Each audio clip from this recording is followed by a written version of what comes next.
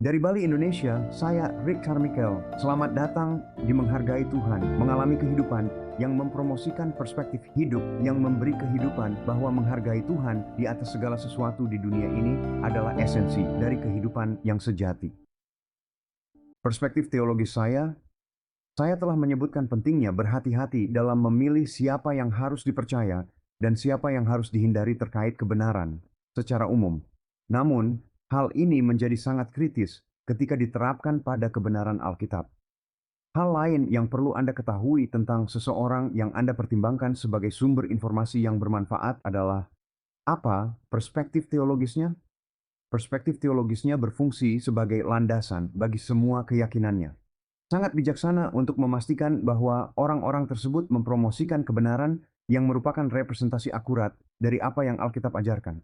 Hal ini tentu saja berlaku di dunia sebelum internet. Jika Anda ingin mendapatkan buku Kristen untuk membantu Anda belajar atau memahami suatu masalah tertentu, penting bagi Anda untuk dapat mempercayai bahwa penulisnya memiliki keyakinan yang kokoh dan berdasarkan Alkitab. Namun, kebutuhan untuk memverifikasi kredibilitas spiritual seseorang jauh lebih penting hari ini. Sekarang, siapapun dapat menerbitkan pendapat mereka di internet. Namun, hanya karena seseorang telah menulis artikel blog, halaman website, podcast, e-book, atau kursus online, itu tidak berarti apa yang mereka katakan benar dan berharga. Jika Anda mulai mendengarkan orang-orang yang kebenarannya tidak sesuai dengan ajaran Alkitab, iman Anda dapat menjadi terdistorsi. Secara perlahan, kebenaran dan pemahaman tentang Allah yang pernah Anda pegang dapat disimpangkan menjadi kebohongan oleh orang-orang yang mempromosikan keyakinan palsu. Dan secara bertahap, Anda akan mulai menjauh dari iman yang benar. Sekali lagi, tolong berhati-hatilah dalam memilih siapa yang Anda dengarkan. Dan, seperti yang saya katakan sebelumnya, peringatan ini berlaku mutlak bagi saya, agar Anda dapat menilai apakah Anda percaya bahwa saya kredibel dalam hal-hal yang saya tulis. Hal pertama yang harus Anda ketahui adalah keyakinan spiritual saya. Menyebutkan perspektif saya, ringkasan terbaik yang dapat saya berikan adalah bahwa saya memegang perspektif reformasi tentang Alkitab. Menggunakan label lain, orang dapat dengan akurat menyebut saya sebagai Calvinis, meskipun saya tidak suka istilah itu.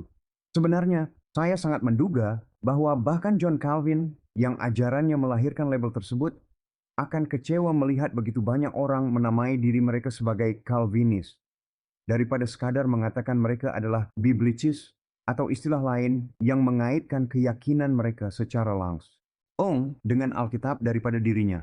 Ada banyak keyakinan Alkitab atau doktrin yang dapat digunakan untuk memeriksa kredibilitas spiritual seseorang. Saya ingin berbagi 5 isu dasar yang menurut saya esensial untuk secara akurat mengidentifikasi perspektif Alkitab seseorang. Dalam hal ini, untuk membantu Anda memahami dengan jelas perspektif teologis saya tentang isu-isu inti Alkitab ini. 1. Kitab suci masalah dasar pertama membahas pertanyaan, bagaimana pandangan Anda tentang inspirasi Alkitab? Apakah Alkitab dianggap tanpa kesalahan, atau ada bagian-bagian Alkitab yang telah dirusak oleh kesalahan? Pemahaman saya tentang kitab suci Alkitab memberitahu saya bahwa firman Allah adalah diilhamkan, yang sebenarnya berarti dihembuskan oleh Allah. Allah secara sengaja memilih penulis yang Ia inginkan untuk mencatat firman-Nya. Ia juga secara sengaja mengarahkan para penulis tersebut untuk memikirkan pikiran-pikiran yang Ia inginkan dan menggunakan kata-kata yang Ia inginkan ketika mereka mengekspresikan pikiran-pikirannya dalam tulisan. 2 Timotius 3:16, 17, 16. Seluruh kitab suci adalah diilhamkan oleh Allah dan berguna untuk mengajar, untuk membuktikan kesalahan, untuk memperbaiki, untuk mendidik dalam kebenaran. 17. Agar orang Allah menjadi sempurna, siap untuk setiap pekerjaan yang baik. Karena Alkitab adalah diilhamkan oleh Allah, maka ia tanpa kesalahan sebagaimana ditulis dalam bahasa aslinya. Saya secara pribadi memperluas kebenaran ini dengan cara berikut. Jika Allah begitu berkehendak untuk menyampaikan kebenarannya kepada manusia, sehingga ia secara suverena memilih orang-orang tertentu, dan kemudian secara suverena mengarahkan mereka untuk mencatat pikiran-pikirannya yang spesifik menggunakan kata-kata mereka, maka saya percaya ia juga secara suverena mengarahkan pekerjaan menerjemahkan Alkitab ke dalam semua bahasa yang tersedia, sehingga Alkitab tetap menjadi firman Allah yang tak bercela dan kekal. Ayat yang dikutip dari 2 Timotius juga mengatakan bahwa seluruh firman Allah berguna untuk memampukan anak-anak Allah berkembang dari masa kanak-kanak hingga kedewasaan yang sempurna. Allah mengawasi penyebaran firman-Nya, dan Ia mewujudkan tepat apa yang Ia rencanakan dalam hidup orang-orang yang terpapar firman-Nya dalam waktu yang unik bagi masing-masing orang. Dan menurut Roma 8, itu adalah rencananya yang telah ditentukan sebelumnya untuk secara perlahan, namun pasti mengubah semua anak-anaknya menjadi gambar Yesus. Roma 8, 29, 29. Bagi mereka yang telah Ia kenal sebelumnya, Ia juga telah menentukan untuk menjadi serupa dengan gambar anaknya, sehingga Ia menjadi sulung di antara banyak saudara. Cara ini terjadi karena firman-Nya diberdayakan dan dikelola oleh Roh Kudus yang bekerja untuk mewujudkan tujuan Allah dalam hidup orang-orang saat mereka membaca atau mendengar firman-Nya. Hal terakhir yang perlu disebutkan adalah bahwa isi Alkitab yang diilhamkan oleh Allah yang sejati sepenuhnya konsisten dengan dirinya sendiri. Tidak ada ketidakkonsistenan dalam Alkitab, tepatnya karena sumber Alkitab adalah satu pribadi, Allah, yang tidak pernah bertentangan dengan dirinya sendiri. Semua ajaran Alkitab saling berkaitan menjadi sistem keyakinan yang koheren, yang telah diwahyukan kepada kita oleh Allah sendiri. Mengapa masalah kitab suci penting mereka yang percaya ada kesalahan dalam Alkitab menunjukkan bahwa mereka tidak menganggap diri mereka berada di bawah otoritas tertinggi Allah dan firman-Nya. Mereka sebenarnya percaya bahwa mereka memiliki otoritas yang lebih tinggi daripada Allah dan bahwa mereka mampu menentukan mana ayat-ayat Alkitab yang benar dan mana yang salah. Mereka yang benar-benar percaya pada kesempurnaan dan ilham firman Allah juga menunjukkan pemahaman bahwa Allah dan firman-Nya memegang posisi otoritas tertinggi atas hidup mereka. Itulah tepatnya yang seharusnya terjadi. Dan itulah posisi yang saya anut. Masalah potensial dari perspektif seseorang tentang kitab suci. Karena Alkitab benar-benar menyajikan sistem kebenaran yang terpadu, kesalahan dalam interpretasi seseorang terhadap satu kebenaran akan, secara otomatis, memperkenalkan kesalahan dalam kebenaran-kebenaran lain yang terkait. Izinkan saya memberikan beberapa contoh. Setiap kali Anda mendengar seseorang mengatakan sesuatu seperti, "Nah, ayat ini membahas masalah yang unik bagi budaya pada masa itu dan tidak berlaku untuk zaman kita sekarang," berhati-hatilah. Setiap kali Anda mendengar seseorang mengatakan sesuatu seperti, "Nah, ayat ini sebaiknya dipahami sebagai metafora, yang sebenarnya dimaksud adalah map," berhati-hatilah. Setiap kali Anda mendengar seseorang mengatakan sesuatu seperti, "Kata dalam bahasa Yunani Ibrani asli adalah masukan kata Yunani atau Ibrani di sini, dan artinya sebenarnya adalah masukkan kata terjemahan dalam bahasa Inggris atau bahasa lain di sini." Berhati-hatilah. Penting untuk memahami bahwa terjemahan Alkitab yang lebih baik dan berorientasi, Protestan yang kita miliki saat ini, merupakan hasil kerja tim ahli bahasa Alkitab yang besar. Tim-tim ini bisa terdiri dari 10-20 orang atau lebih. Para ahli dalam tim tersebut tidak hanya tahu cara menerjemahkan kata-kata individu dari bahasa Yunani atau Ibrani ke dalam bahasa Inggris atau bahasa lain. Mereka juga memiliki pemahaman mendalam tentang nuansa kata-kata asli.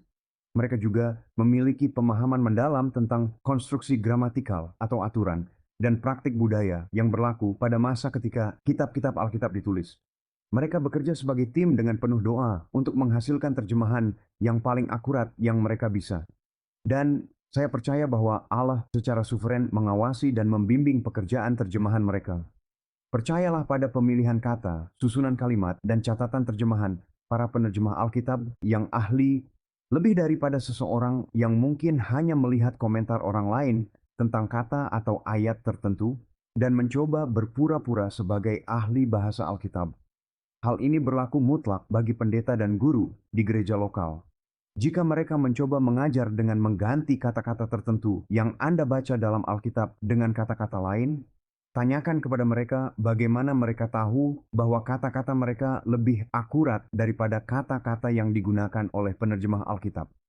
Jangan ragu untuk memeriksa kualifikasi sebenarnya dari seseorang yang mengajarkan hal-hal yang mereka ajarkan.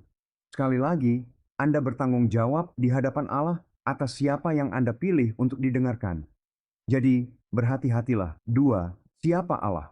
Masalah dasar kedua membahas pertanyaan, siapa Allah? Alkitab menggunakan sejumlah besar atribut individu untuk menggambarkan sifat dan karakter Allah. Satu area tentang Allah yang menurut saya paling efektif untuk mengungkapkan keakuratan perspektif seseorang tentangnya adalah cara mereka berbicara tentang luasnya kekuasaan dan otoritasnya atas manusia. Atribut Allah ini disebut sovereignty. Sovereignty berarti kekuasaan mutlak tertinggi. Allah memiliki otoritas tertinggi karena Dia adalah Allah. Dia tidak pernah perlu meminta izin dari siapapun untuk melakukan apapun. Pemahaman saya tentang kedaulatan, pemahaman saya dari firman Allah adalah bahwa Dia berdaulat bahkan hingga menentukan tujuan dan rencananya yang kekal. Sebelum Dia menciptakan langit dan bumi, Efesus 1:3-14, terutama ayat 4. Efesus 1:4, seperti Ia telah memilih kita di dalam Dia sebelum dunia dijadikan, supaya kita kudus dan tak bercela di hadapannya. Dala awesome kasih sovereignty-nya juga digambarkan dalam Roma 8:9 di Gigi 30 yang sebagian telah dikutip di atas dan yang mengungkapkan perkembangan keputusan dan tindakan Allah yang mandiri. Roma 8:9. Bagi mereka yang telah Ia kenal sebelumnya, Ia juga telah menentukan untuk menjadi serupa dengan gambar anaknya sehingga Ia menjadi sulung di antara banyak saudara. 30. Dan mereka yang telah Ia tentukan, Ia juga memanggil, dan mereka yang telah Ia panggil, Ia juga membenarkan, dan mereka yang telah Ia benarkan, Ia juga muliakan. 1. Ia memilih mereka yang akan diselamatkan. 2. Pada waktu yang tepat bagi masing-masing individu, Dia memanggil mereka kepada Yesus. 3. Panggilan ini juga melibatkan Allah memberikan karunia iman kepada individu-individu tersebut agar mereka dapat percaya kepada Yesus. Lihat juga Efesus 2:8. 4. Mereka yang dipanggilnya dan yang menerima karunia imannya dalam Yesus, Dia juga membenarkan. Artinya, Dia secara hukum menyatakan mereka benar dan melihat mereka seolah-olah mereka tidak pernah berdosa. 5. Mereka yang dibenarkannya, Dia juga muliakan, sehingga mereka secara harfiah menjadi seperti Yesus dalam karakter, pikiran, dan perbuatan mereka. Allah tidak meminta izin siapapun untuk melakukan hal-hal ini. Dia tidak membutuhkan bantuan siapapun untuk melakukan hal-hal ini. Dia melakukan dan melakukan sesuai kehendaknya. Dan segala sesuatu yang menyenangkannya didasarkan pada kebaikannya yang penuh kasih. Mengapa masalah kedaulatan Allah penting? Perspektif yang benar tentang kedaulatan Allah yang mutlak atas seluruh ciptaannya secara inheren mencakup pengakuan yang benar bahwa Allah adalah sumber segala kehidupan. Sejak godaan Adam dan Hawa di Taman Eden, telah terjadi pertempuran rohani yang berkelanjutan tentang kemana orang mencari kehidupan. Dan selalu hanya ada dua pilihan, Allah atau dunia. Jika seseorang menolak mengakui otoritas mutlak Allah, orang tersebut juga akan sering mencari kehidupan di dunia. Dan sebagai akibatnya, orang tersebut akan mempengaruhi orang lain untuk melakukan hal yang sama. Sekali lagi, berhati-hatilah kepada siapa Anda mendengarkan. 3. Dosa. Masalah mendasar ketiga membahas pertanyaan, siapakah manusia? Dan hal kritis yang perlu diperhatikan adalah bagaimana seseorang berbicara tentang masalah dosa. Pemahaman saya tentang dosa. Cara terbaik untuk menggambarkan pemahaman saya tentang dosa adalah dengan membagikan beberapa ayat dari kitab Roma. Roma 3:10, 23:10. Sebagaimana tertulis, tidak ada yang benar, tidak seorang pun. 23. Karena semua telah berbuat dosa dan tidak mencapai kemuliaan Allah. Roma 6:23. Upah dosa adalah kematian. Roma 3:20. Karena oleh perbuatan hukum Taurat tidak ada seorang pun yang dibenarkan di hadapannya. Berikut ini ringkesan dari apa yang dikatakan ayat-ayat ini tentang dosa dan kebenaran. Tidak ada seorang pun yang benar di hadapan Allah.